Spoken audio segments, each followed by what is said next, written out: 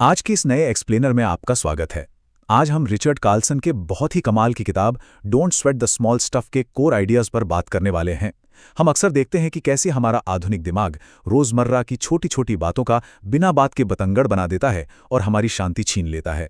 तो चलिए शांत मन की इस शानदार यात्रा को तुरंत शुरू करते हैं। तो सबसे पहले इस बहुत ही दिलचस्प सवाल पर आते हैं।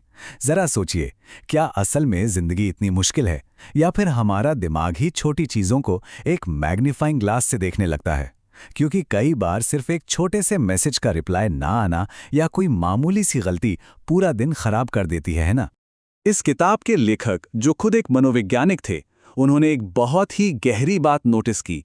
उन्होंने देखा कि हमारा भारी स्ट्रेस हमेशा किसी बहुत बड़ी ट्रेजेडी से नहीं आता, बल्कि रोजमर्रा की छोटी छोटी चिड़चिड़ाहटें जब धीरे धीरे और चुपचाप जमा होती हैं, तब वो पहाड़ बन जाती हैं। हमारा दिमाग बिल्कुल एक कैमरा जूम की तरह काम करता है।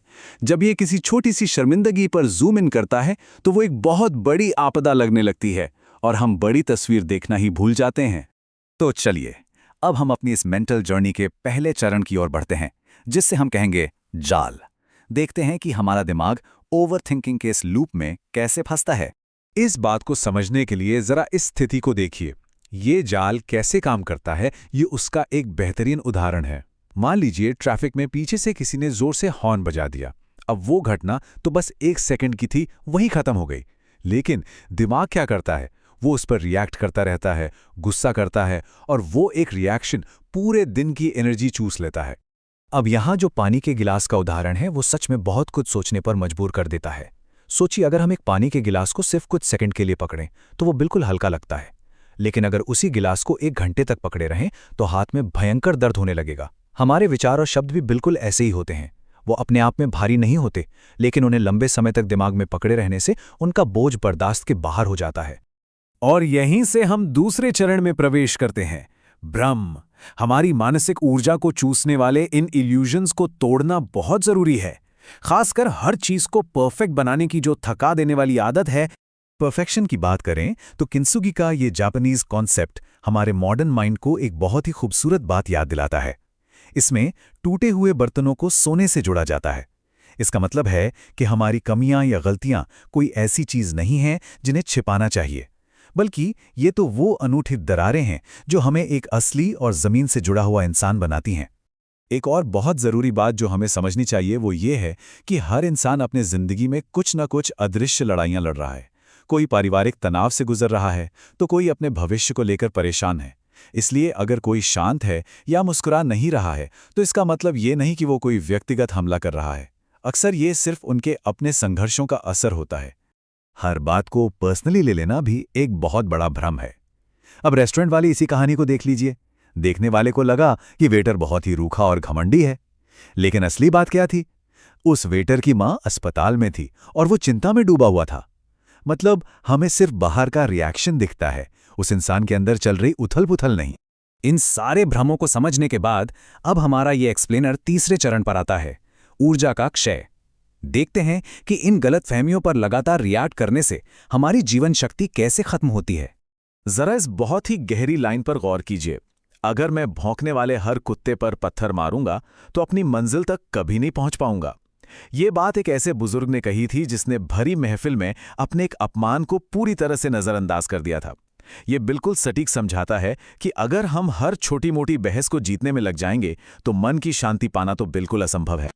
और ये शीशों वाले कमरे का उदाहरण तो सच में कमाल का है। एक डरा हुआ कुत्ता जब अंदर गया तो उसे 1000 कुत्ते भौंकते दिखे, लेकिन जब एक शांत कुत्ता अंदर गया तो उसे 1000 कुत्ते प्यार से पूंछ हिलाते दिखे।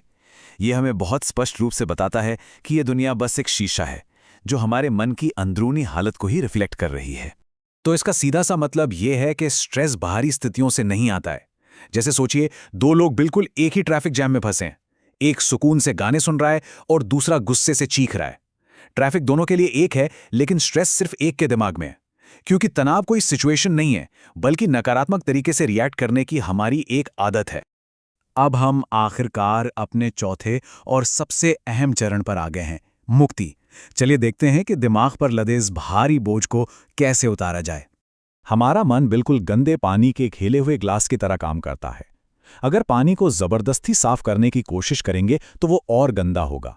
उसे साफ करने का सिर्फ एक तरीका है, उसे बिना छेड़े शांत छोड़ देना। तभी सारी मिट्टी अपने आप नीचे बैठ जाएगी।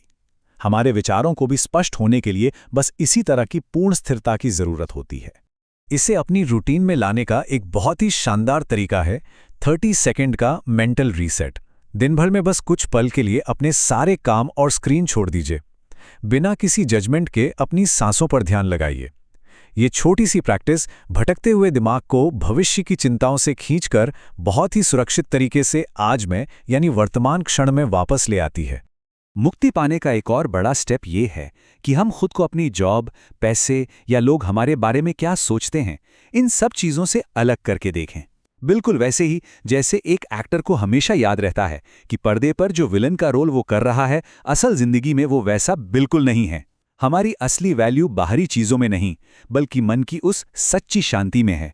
मन को सुकून आखिरकार तब मिलता है जब ये बात गहराई से समझ आ जाती है कि बाहरी वैलिडेशन की भूख और छोटी छोटी शिकायतों को कसकर पकड़े रहना ही सारी थकावट की असली जड़ है। जैसा कि इस कोट में कहा गया है, हम चीज़ों को बहुत कसकर पकड़ते हैं, जबकि सच तो ये है कि वो मजबूत पकड़ ही दर्द की असली वजह होती है। तो इस एक्सप्लेनर को ख़त्म करते हुए ज़रा इस आखिरी बात पर विचार कीजिएगा। क्या ऐसा हो सकता है कि एक बेहतर और शांत जीवन जीने का जो सबसे बड़ा रहस्य है, वो कोई बहुत बड़ा और मुश्किल बदलाव हो ही ना, बल्कि वो बस एक सिंपल सा फैसला हो कि अब से हम छोटी छोटी बातों का बतंगड़ नहीं बनाएंगे। क्या पता सच्ची आज़ादी और सुकून इसी में छिपा हो। हमारे साथ इस विश्लेषण में जुड़ने के लिए बहुत बहुत शुक्रिया।